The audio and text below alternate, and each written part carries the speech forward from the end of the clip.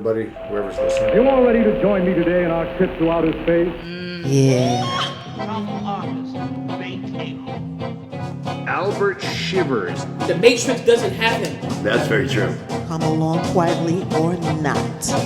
Night. Goodbye, Willis. As I was about to try to bribe From Albert the Shivers. mistress of the fading light. They don't have to like it. They're trying to put a caravan. The general concept is that creativity flourishes in an atmosphere of freedom. Hi everyone, welcome back to the Planet Shivers podcast. My name is Fiona McKenzie and I'm going to be sort of taking over today. This is going to be my episode and I have my interviewee here, Albert. So I'm going to be asking some questions, which probably is a little bit different than what you're used to normally hearing, because from my understanding you interview all types of people and everything like that. So I have a lot of questions that it took me a little bit to come up with. And a little bit about me is that I was a journalism major for some time. I have 2 degrees in communication, my bachelor's and my master's. I also have a podcast which we'll link. It's called Golden State of Mind. And I've just always loved journalism. I've always loved interviewing people. One of my favorite things to do is just getting to know people on like a really sort of depth basis. Just getting to know what they love to do, not just, oh, where do you work? What do you do? How are you? Things like that. I believe that you can really connect with people more so on a little bit deeper questions and whatnot. So I guess we should just start off. Cute little dog you've got there. But hold on. In a previous life, he could have been George Washington. Nice cat. Perhaps Annie Oakley. And look at him. Why, it's Napoleon. Reincarnation. What human being was your pet in a previous lifetime? Master reincarnationist E. David Scott will tell you when you call this number. Just answer simple questions with your touch-tone phone. $1.95 per minute for entertainment only. Under 18, get permission. Call now. Learn who your pet was as a human in a previous lifetime. All right, so on the website that you have, it says you insert emotion into your images with precision and heart. Can you explain a little bit about how you do this and the most common emotion you feel while you are working on your art? Well, I can feel very calm. Yeah. But that, like, at the same time, I can be very excited. Mm-hmm. Maybe as it progresses, that excitement builds. Yeah. Exactly. What it becomes. Yeah. And like a lot of times, I'll go into a piece knowing just a little bit about where it's going and leaving other parts up to like improvising as I go.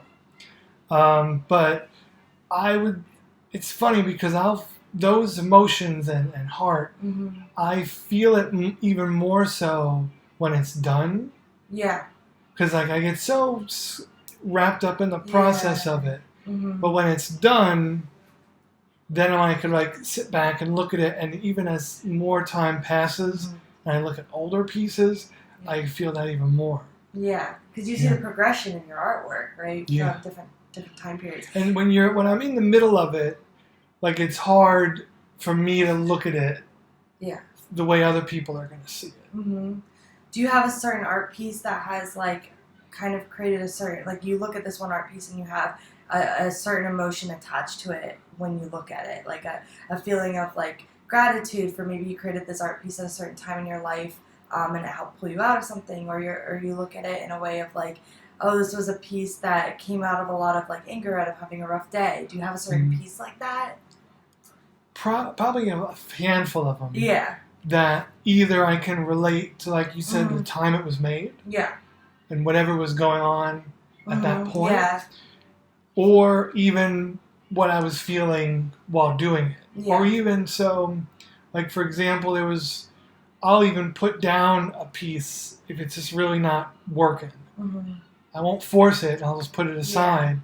And when I come back to it, I can then like, I remember how stuck I was, and just that period of time just change things. When you are feeling stuck in that way with your art, is there anything that you do that's like so almost like a routine practice to get yourself back into creating what you were creating? I'll just move on to the next one. Move on to the next one? Because otherwise, I found by a handful of times of trying to force it. Yeah, it doesn't. And I was never satisfied. But at the same time, you don't want to give up too quick. Yeah. So I'm slowly zeroing in on the sweet spot of push myself a little bit, and maybe I'll get over a hump that was small, or okay, this is too much now, and I'm gonna ruin this. Yeah. That kind of actually leads into my next question, which was, do you follow a routine before creating your art? And if so, what goes into this routine? But I know you create so frequently, and I mean, I'm looking at all these masterpieces around me, so I can assume that like it just comes naturally. But is there something that you have to prepare yourself for to get ready to be in that state of mind, to be the artist version of you, or is this something you carry with you every day? I think there was a time when I needed to be a little bit more. I needed more time to get into that headspace. Yeah. But the more I've done it, and the more I've made it my main deal, I feel like I can jump in and jump out. But I will say, depending on where I am in the piece, that can factor in. Yeah. If I'm gonna start with something brand new, blank page, then it's a lot of figuring and thinking, and I will want to have more time to think about it. But as I progress through it, once it's on its way, I can jump in and out. I can imagine staring at a blank piece of paper, thinking of what to create can be sort of overwhelming and exciting at the same time, because there's so many ideas to come from it. I've been lucky to have a lot of ideas. Yeah. So. Yeah. I can tell you, like, sometimes when you have that creativity, it's like a gift almost, because it's always coming out in different ways. I mean, I'm sure even when you're just going for a walk or something, it comes to you, maybe I could create this or do this. So I know your podcast focuses on incredible personalities, and that's sort of like what you say, that you interview these people and with these different personalities. What would you deem about yourself that makes you an incredible personality? I'm kind of all over the place. Yeah.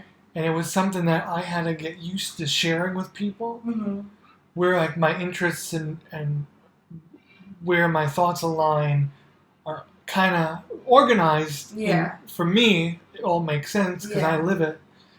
But there were times when it was hard to relate, I guess. Yeah. Because I just had all these different interests and things were all over the place. Yeah. And rather than trying to find like the similar type people who had the same interests, I just found other people who were just as all over the place. Yeah. And you relate like on that level. Yeah. So I don't know how incredible it is, but it's fun. It's grown to be fun to have interests in things that are in a lot of different spectrums. Yeah.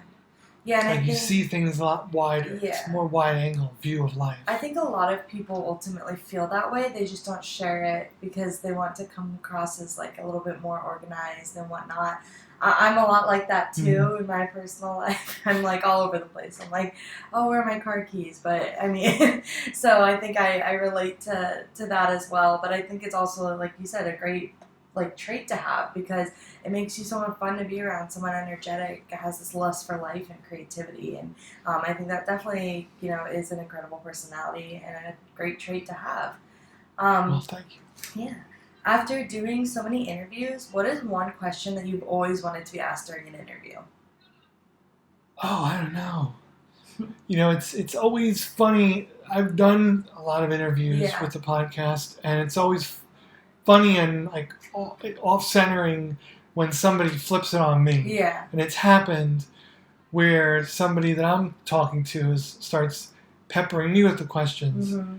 So I don't know. I think one like common question that I've asked a lot, probably because it's something that I'm interested in, because I'm interested in my own way of doing things, is people's different process. Whether it's musicians, visual artists, or like even just like a teacher. Like what's so like we call it, how did you get started? But at the same time, it's like, how do you get started? Like what, something as simple as like, do you listen to music when you're doing what you do? Does it come to you all at once, or do you really sit and work at it? Yeah. So that's because honing my process over the years has improved my ability to like be productive and create.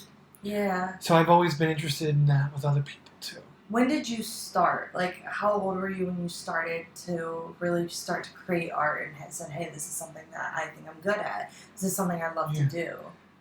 So I always drew. I was always a creative little guy, only child. Okay. So I had all this time to myself. Yeah. And when your mind can shoot in a creative direction, it's such a gift. Yeah. Time is such a gift.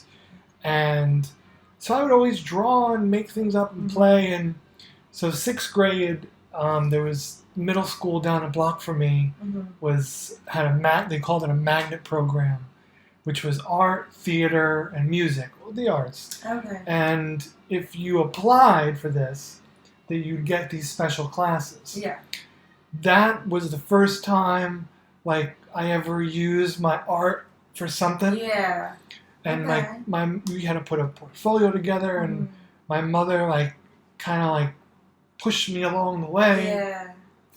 And I got into it. Oh wow! Okay. And the funny thing is, so the teacher at the time, now I kind of appreciate it. Yeah. But at the time, our teacher was so hard on us, or at least felt like she was so hard on me, where I didn't want to know nothing about art. Yeah. After I was done. So it was 6th, 7th, and 8th grade, and I was just so done because I wasn't enjoying the class. Yeah. And I remember my little rebellious act in the class was turning every assignment somehow into about cars. Really? Okay.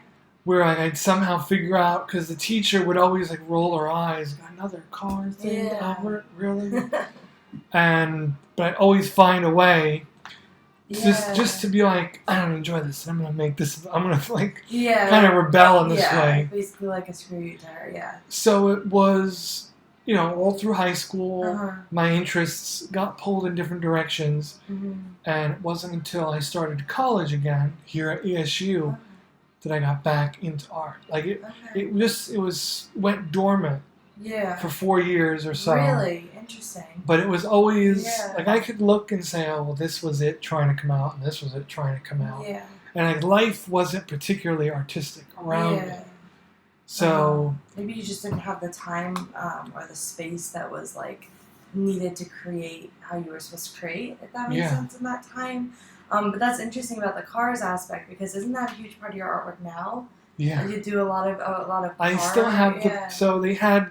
In the class, they had a How to Draw Cars book, the how-to books.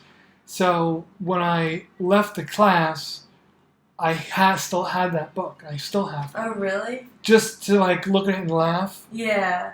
You should make an artwork of a car for her and send it to her one day. Just mail it, and you can see the progression you made. And, those cars weren't for nothing. Right, and that's the thing. So years after college, I found her on Facebook. Oh, really? And wrote to her and said, look, if you remember me, I had a tough time in your class, but now I'm the only one from that program that is still doing art. Yeah. Oh my gosh. Did she respond? Yeah. Really? Yeah. I'm trying to get her to come on the podcast. Oh my gosh. That would be amazing. Wow. That would be a really cool turn of events. I think so. Yeah, it'd be interesting to hear her point of view too, as a teacher, because a lot of the times in school we find these teachers that we feel push us, and it kind of creates sort of resentment towards them, but maybe the outcome is supposed to be positive. You never know. It's when your parents are really hard on you and you're like, okay, I get it, you're being a little mean, but they do a tough love in a way, So another question that I have is, a lot of the artwork you do is of other people. So I noticed a lot of, you have a lot of people in your apartment right now, just portrayed in different ways. We have a lady with hair kind of covering her face, and she's got a serious look on. Have you ever tried to draw yourself? Only in cartoon and comic book Really? form. Okay, yeah. Only satirizing myself. Okay. And, well, first of all, why? I don't know. Yeah. I don't know. like every good artist at some point has a self-portrait. Yeah. So I guess I'm due. Yeah. But it's just always been cartoons with me.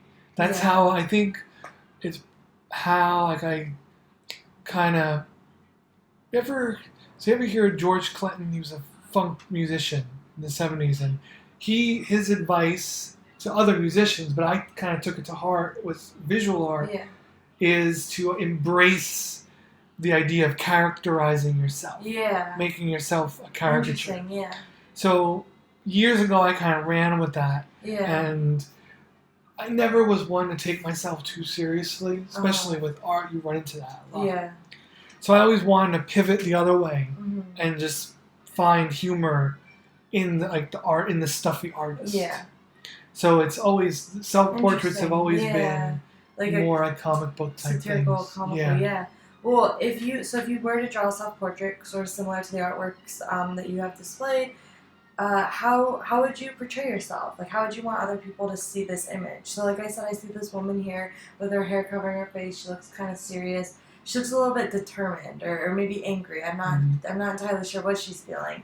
But how would you want people to look at your self-portrait and portray you as? I would to think about it. Like I could picture it in my head. Yeah. And it probably wouldn't look much different than the piece that you're talking about.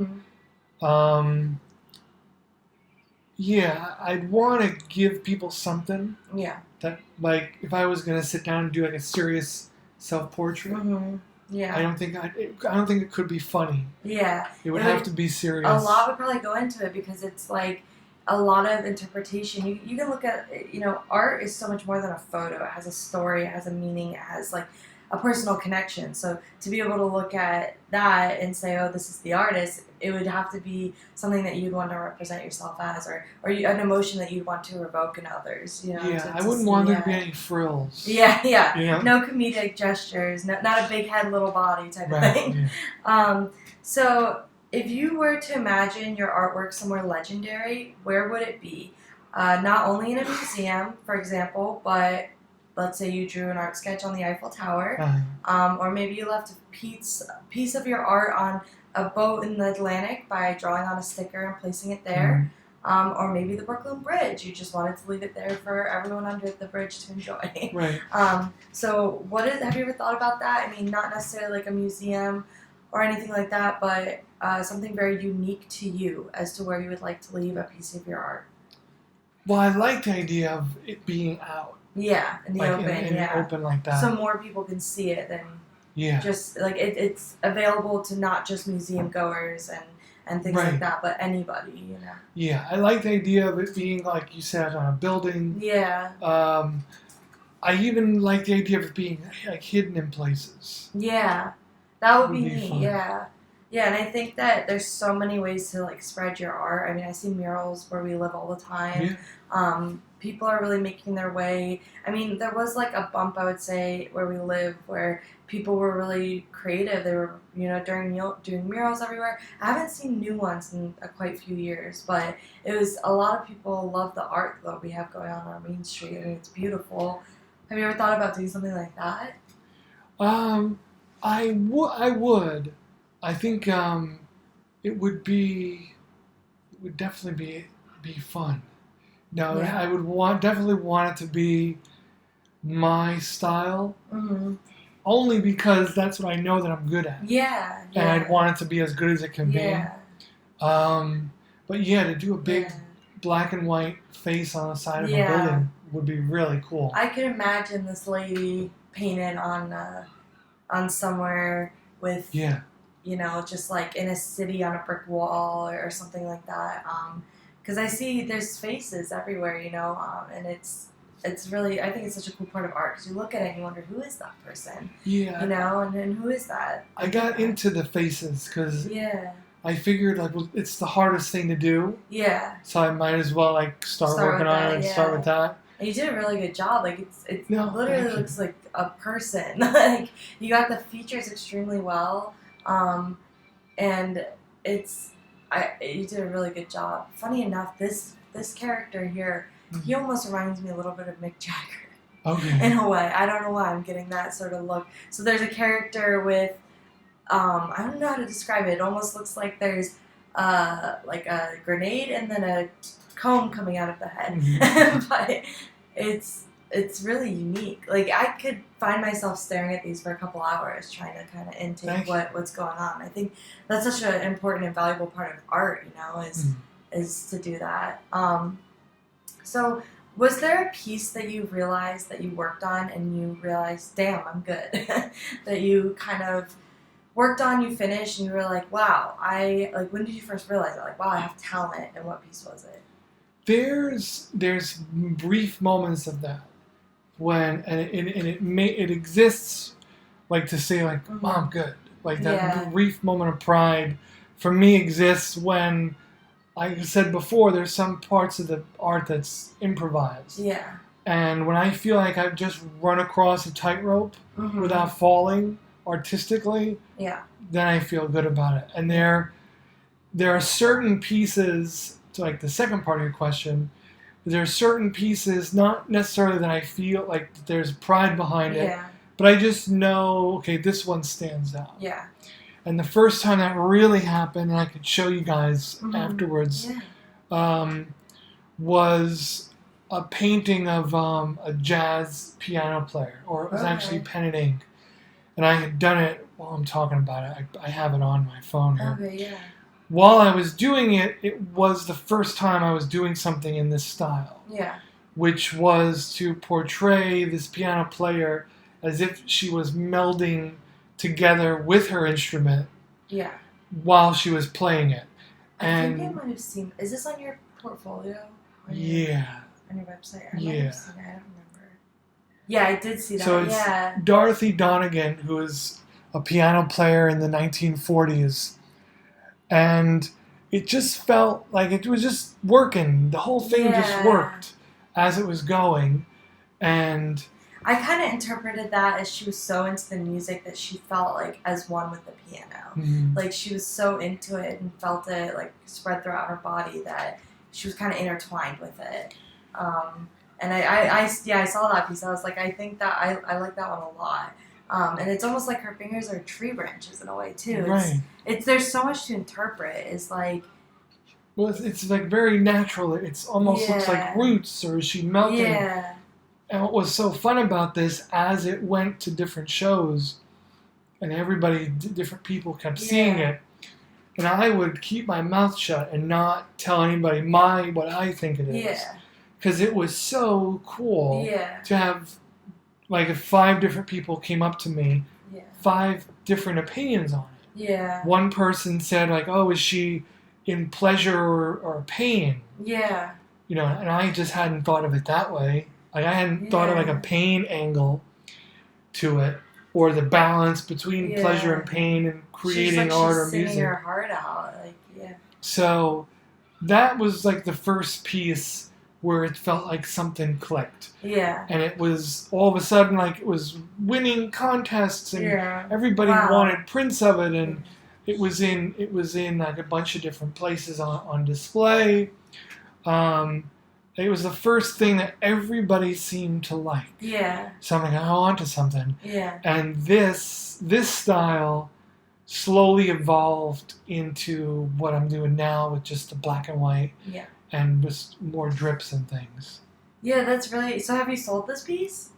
No, I still... You still have it? Yeah, I'll probably cling to the original for a long time. Oh, I don't blame you. I do. That's like the tough thing. Yeah. Is you put so much of your time into something, and the original is hard to part with a lot of times. And you want someone who purchased it to just not have it, but to appreciate it. You know? I'd rather give it to somebody who I know appreciates it than sell it to someone who I'm like, I don't know. Yeah, and you don't really know them that well. What are your top 3 muses or inspirations for your artwork? Would you thinking like names of people, or just... If you have people in your life that influence your artwork, or inspirations, you know, things that you see. I think maybe it seems like the cars, NASCAR sort of is like a big influence to you. Is that something that meant a lot to you growing up, that you were a part of, or it just kind of came about? So in that period of time when art didn't exist for me, that's when I just got into that. Yeah. And again, we talk about all over the place. Motorsports in general wasn't really a big thing where I grew up in the city. Yeah. Nobody was really into it. So at the time, it felt like it was mine. Yeah. Like it felt very personal. Yeah. Because school was into it.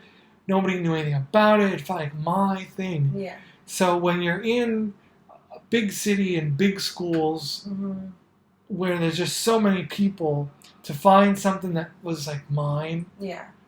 So I just sort of like ran with it. And I'm not a particular, like, I like cars, but I'm not like a car guy as you define it. But it was, so I ended up like getting into like unusual aspects of it. Like just the minutia of the races and all the detail that goes into it. And over the years, I've been able to make these abstract parallels between NASCAR and like fine art, and make all these comparisons. So that is somewhat of an inspiration. Music is huge. I think that like music more inspires my artwork than other art does. Is there a specific song you play or album? Or? It depends. I can depend on like the piece. Like if I'm listening to music when I'm painting or doing collage, sometimes I'll consciously say, I don't want to listen to this when I'm working on this. But in a general sense, it's this old 1920s and 30s jazz would be like the main Yeah, you have that on in the back of your hand. I love that. My mom, actually, she's always listening to jazz while she's doing things. She said it just puts her in a good mood, like creativity-wise, She gets things done, and I'm like, I gotta start listening to that more. The thing about jazz, I'll just give you a very short spiel on it. To think about, rock music, where you have metal, punk, classic rock, folk rock, all these subgenres. Yeah. There's just as many subgenres with jazz. Like we turn on, like, and not NPR, but the one that broadcasts out of Philly. Yeah. WRTI, and they play a lot of newer stuff. And in my mind, that means like from like the 70s on. Yeah. And that's all well and good in and of itself.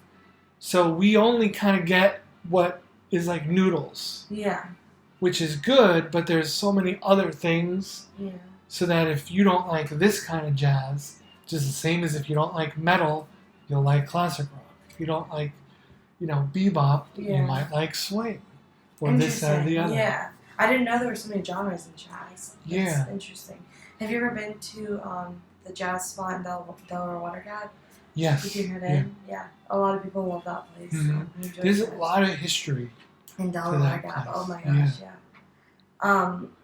So you have a lot of pictures or paintings and artwork done of faces, and I've seen you've done some of like old time celebrities as well. I believe there was one of Marilyn Monroe. Yeah. If you could give one person that you've painted the artwork of themselves, who would it be? Can we get her alive? It can be life. It can be like example Marilyn Monroe. It could be Amy Winehouse. It could be any of those people. Okay. Right off the bat, last year I did a painting of Louis Armstrong. Oh yeah. And that was one of those to me that stood out. Yeah. I put like a lot of time and a lot of heart into it. Yeah. And that would be one. That would I think be the first one. Yeah. Like if he was still around, I'd want to give that to him. Just because of as a thank you. Yeah. And a lot of my portraits are kind of that way. Like a gratitude to them, a pay of respect. If I'm gonna spend the time to put into it, that it can't. It's very personal. Like people tell me a lot that I should do political cartoons or more famous portraiture, like beyond what just interests me. But it wouldn't come out as good. Like I've done it, and it wouldn't come out as good because it's not like my heart isn't in it. And that's what I've found over the years, is that my heart has to be in it to some degree. Is there anyone that you're planning on creating next that is sort of somebody that you look up to, or a past all-time type celebrity that you're thinking about maybe doing a drawing of, or? Yes. So I've been doing a bunch of different comedians. Okay, yeah. And so, like, in the style I'm working in now, there's a Richard Pryor, there's George Carlin, Andrew Dice Clay, Lenny Bruce, Mantan Moreland. I feel like there's a couple others, but the next one I want to do is Joan Rivers. Okay, yeah. Because I realized after the last one that I had not done a female comedian yet. Oh, interesting. So that has to be the next one. That'll be a different contrast. That'll be interesting to do. Yeah. Because eventually I think it would be cool to have them all displayed together. Yeah. Like I'm not doing them one right after the other. Yeah. But I'm getting like a little Yeah. collection going. Yeah. But I realized after the last one, I'm like, I haven't done a female comedian yet. So Joan Rivers, she was the first one that came to mind. She's very funny. Do you work on like several pieces at once, or do you kind of like, divide them? Like this week I'm going to work on this, next week I'll work on this. I can have at most 2 going at once. Okay. Not counting ones that I'll put aside for an extended amount of time. Yeah. So, and a lot of times I'll purposely not have them be in the same size so that it feels different. Yeah. So, the most, I'm trying to have more than 2 going at once. Because if I have, again, like time, is so important to creating art. So, while I have, let's say I'm going to do Joan Rivers and another portrait. So, there's like steps to it, and you need to let it dry. Yeah. So, while Joan Rivers is drying over here, but I don't want to stop. Yeah. I'm still going. Yeah. So then I'll pick up the second one and work on that. And generally, by the time I'm getting to the point where this one has to dry, Joan Rivers is ready for me to jump back in. Oh, very cool. Here at offbrandheels.com, we've got all the brands that fit your needs and your budget. Johnny Chun, Dolce & Banana, Marolo Blornig, Prodder, Gookie, DKNI, Alexander McKing, Diana von Fistenbug, and Jessica Simpson. We've got all the brands that fit your needs. Job interviews, running from your parole officer, attending a theater opening, breaking into your mom's house to steal her cable box. Offbrandheels.com. Naturally fancy. Get in there, Queen, and see if it'll crank up. I bet you overhead will crank. Be careful. That thing make us power. Yes, sir. I got the power. You gonna ride in there with me and Axeman? Yeah, I'll get the milk. All right, that's a deal.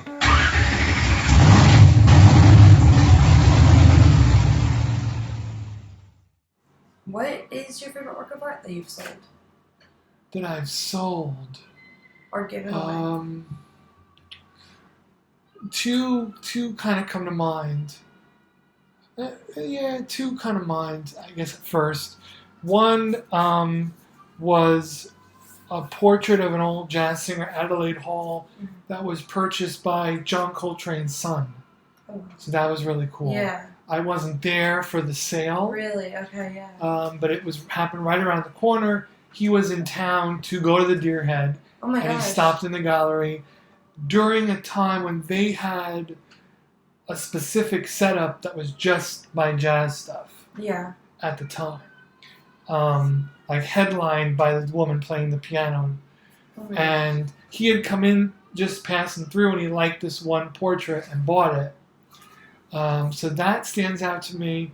And then I had gifted a print of the Louis Armstrong portrait that I told you about to a friend, and their reaction to it really was moving.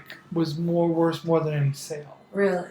Yeah. I can imagine that's. I mean, you're pretty much set up for every holiday, right? Because you can just create the best gift to get. Right, and even just like doing custom drawings for my friends. Yeah. Or like a friend of mine husband, wife, and their kids. So I made them a family of Mickey Mouse characters. Oh, that's so cool, yeah. So those, like those custom ones that are gifts for people, I did portraits of my folks for their anniversary. Yeah.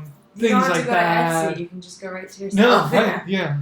Wow. So you said your artwork is displayed around here then. Where is it? So right now it's at the Gamut Art Gallery, which is right around the right near here, on 8th Street.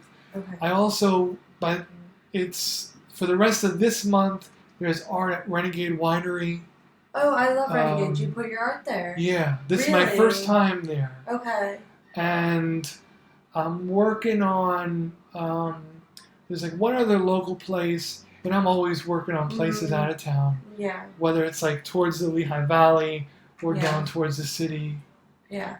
So, have you gone to see your artwork yet, hanging up?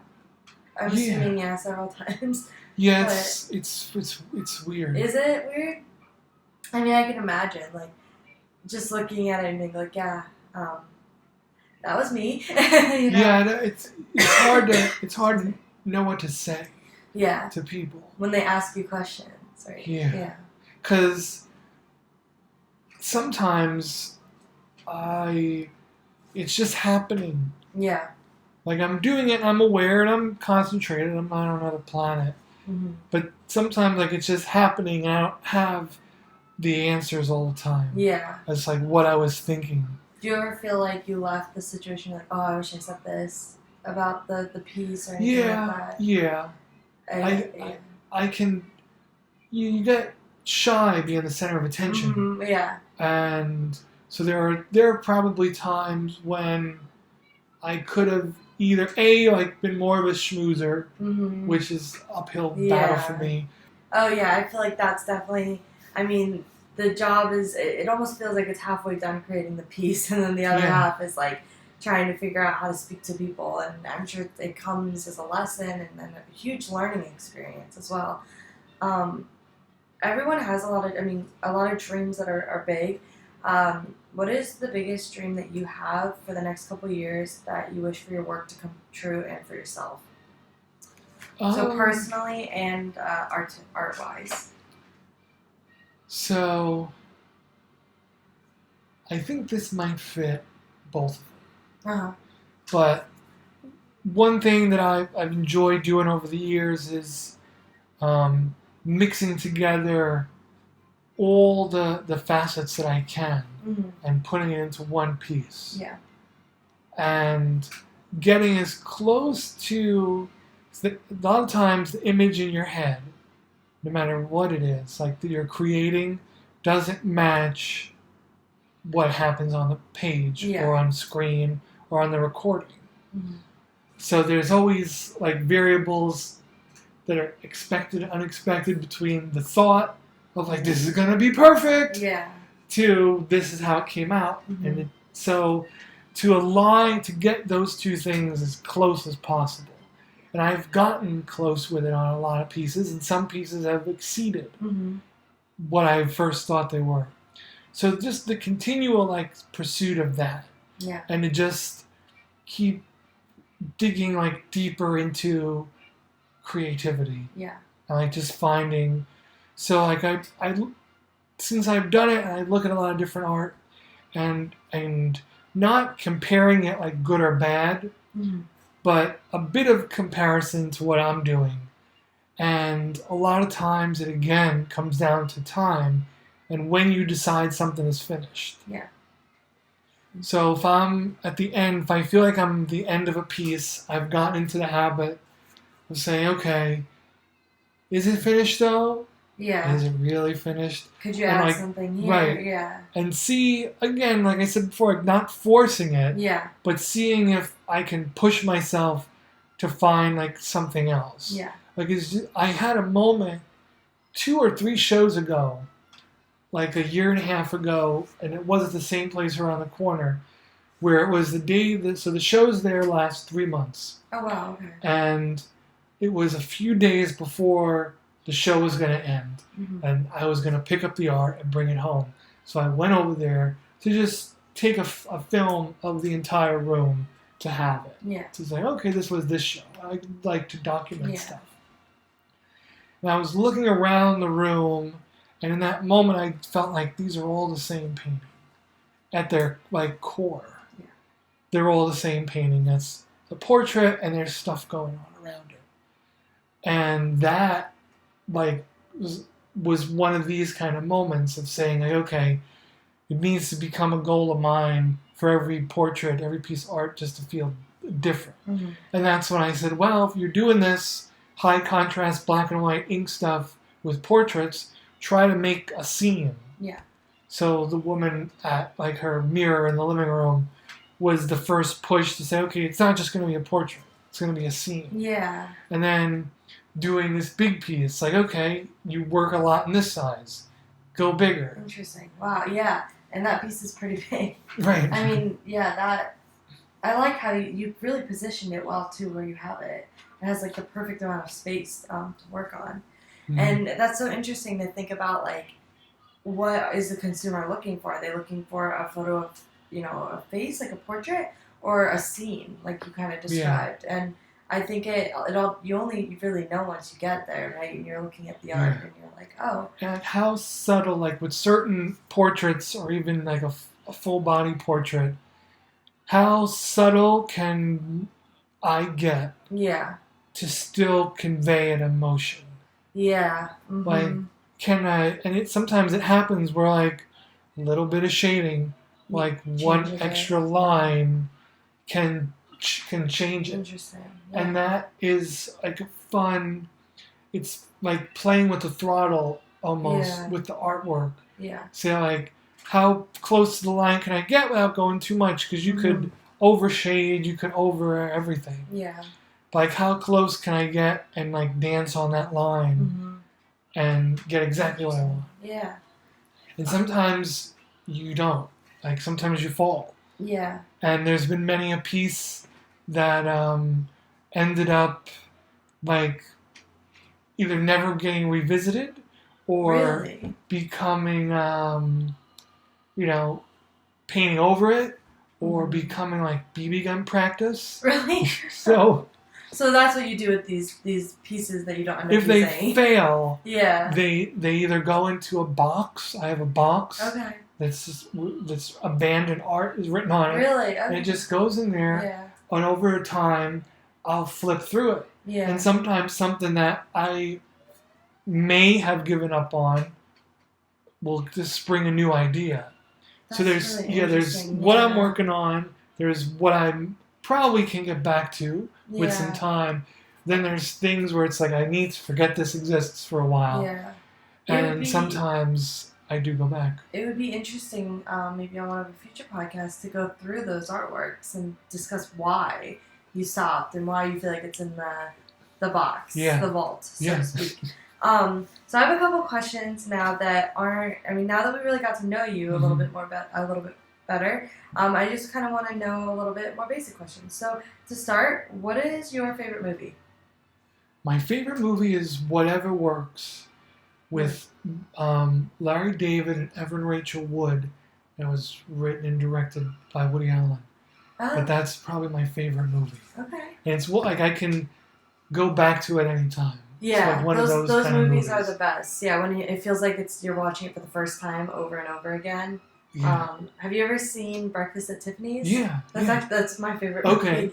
I think it's such a good. The classics are just like it leaves you feeling a different way than any harsh comedy movie these days. Oh, yeah. What is your favorite color? Green. Green? Like a dark green or? Like like an aquamarine. Aquamarine. Kind of okay, yeah. Like for whatever reason, that's my favorite color. Where is your favorite place to go? Do you have a favorite place around here that you revisit frequently? To go just to like easy happiness. If that makes sense. Like you go there and you just have a great day. Is it a beach town? Is it a lake house? Is it the mountains? Is it a coffee shop you love around here? Where is your favorite place to go? My favorite places have to do with the people I'm around when I'm there. Okay. So it's usually either visiting friends or family. Because, like, I think the people hit me more than the place does. Yes. Like, I could plug in those people at any point and probably be having a good time. Yeah. Yeah, I mean, I never really thought of it like that. I'm always like, all right, we'll get the place figured out, then we'll bring the people. But I guess sometimes it's good to look at it, that way. I do, like, physically, I like the forest better. Yeah. I enjoyed growing up in the city. I still like the city. Do you go often to visit? Not as often as I used to. Yeah. Like, I was down there all the time pre-COVID. Mm-hmm. And then after that, I just haven't been down as much. Mm-hmm. Mainly just, again, time. Yeah. I did an art show down there a couple of years ago, and that was the last time I was there. Oh, wow. Yeah, I always forget how easy the city is to get from here. Yeah, and I always would take the bus. Yeah. I wouldn't even drive. I'm like, I need to start doing that more. What is your favorite thing to do around here? Other than art, Mm-hmm. which is most of what I do up here, Yeah. is I will definitely listen to music or read. Yeah. If I'm not, it's like art or I'm watching my racing. Yeah. Or I'm reading. What are you reading right now? Are you working on a book? Right now I'm reading Norm Macdonald's autobiography based on a true story. Okay. And so I'll also read two things at once. Yeah. So I'm reading that and working through a Tolstoy book. Really? Which is very contrasting. Yeah. It's his own. It's not one of his novels. It's Tolstoy's own personal writings. Really? So it's very dry and it gets very dark. Wow. Okay. Yeah. Interesting. But it is interesting. Yeah. It is. So I have 2 questions left. But they might be a pretty important ones. Okay. So why is art so important to you? I mean, you kind of talked about that on the podcast, but I want you to kind of think, I guess immediately what comes to you and what emotion you feel with why you love it so much, why it like fuels your life. I like making something out of nothing. Yeah. Like that's pulling something out of thin air. Mm-hmm. I like it. And it's been something that's been around me. Yeah. Like not in the way of art. My on my father's side, they were all carpenters. Interesting. Okay. All the men, my uncle, my father, my grandfather.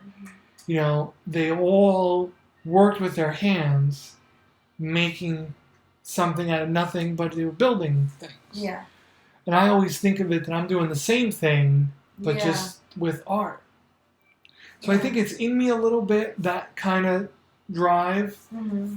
But then I just love the process. Yeah.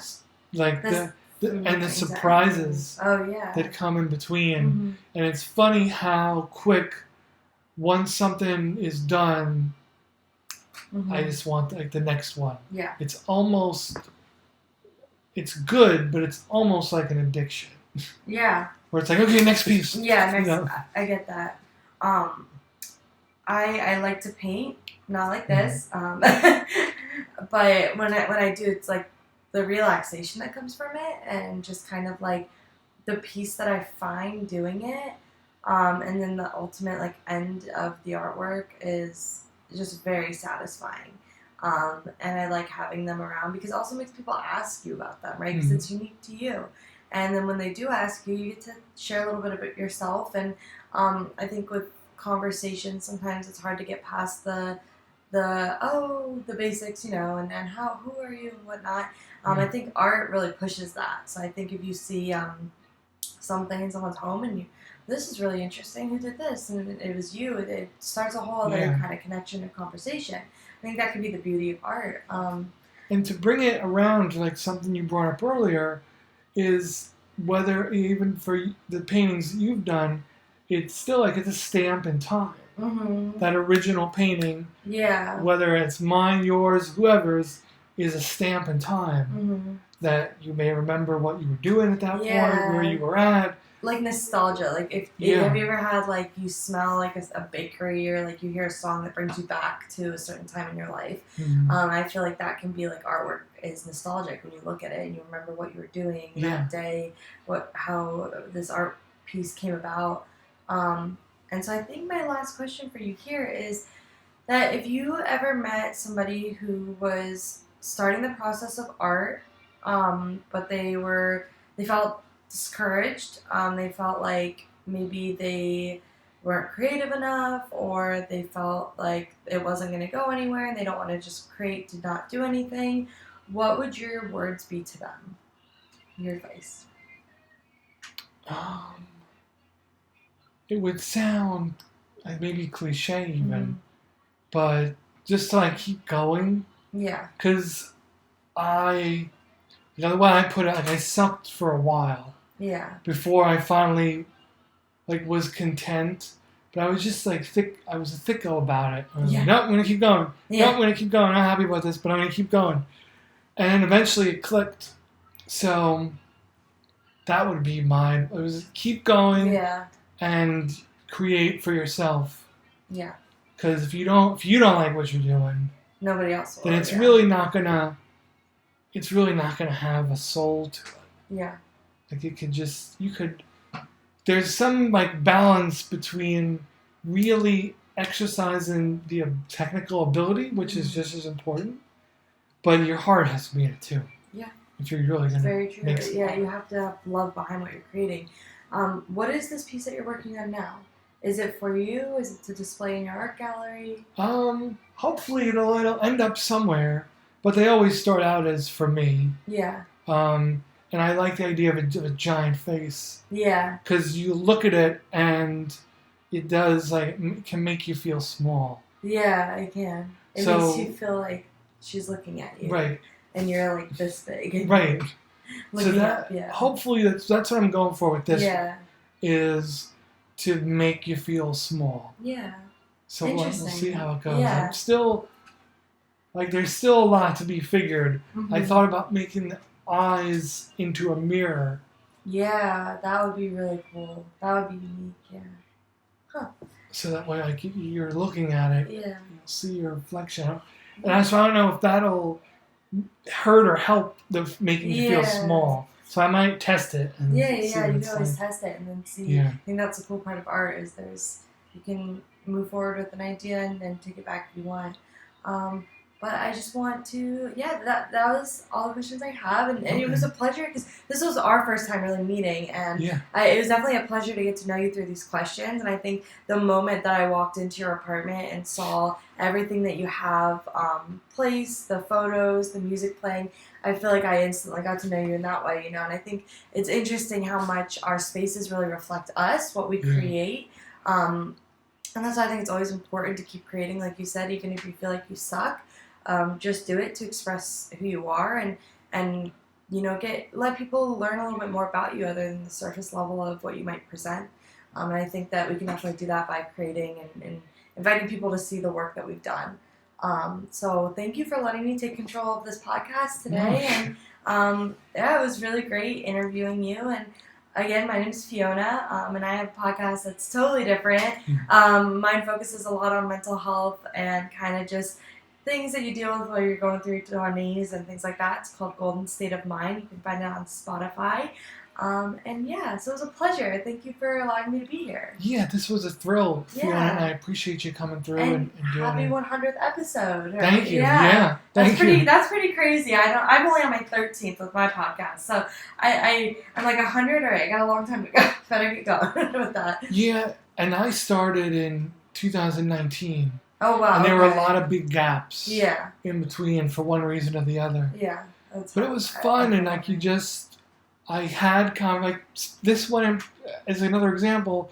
I had conversations I never would have had. Yeah. With people that I knew. Yeah. And people I never would have met. Yeah. Because of just doing this when I can. And I think it's definitely a great opportunity to get to know people on a different level and connect. And it's like we never knew we would have known each other through different connections we have or living in the same town. So, Right. But this was a pleasure. Thank you very much. Yeah, thank for you. letting me interview you. Absolutely. Thank you. And thank you all for listening to another episode of the Planet Shivers podcast. A big thank you to Fiona for coming on this funky episode to flip the script on me.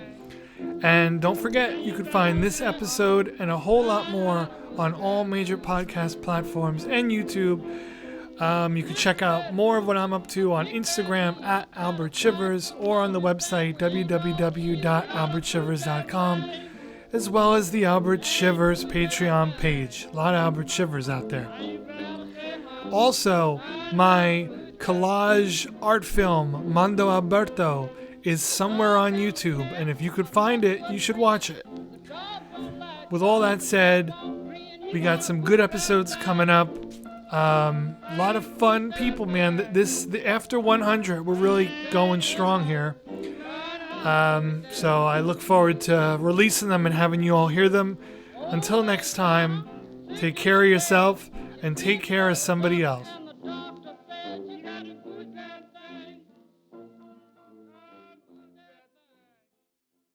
Goodbye, wimps.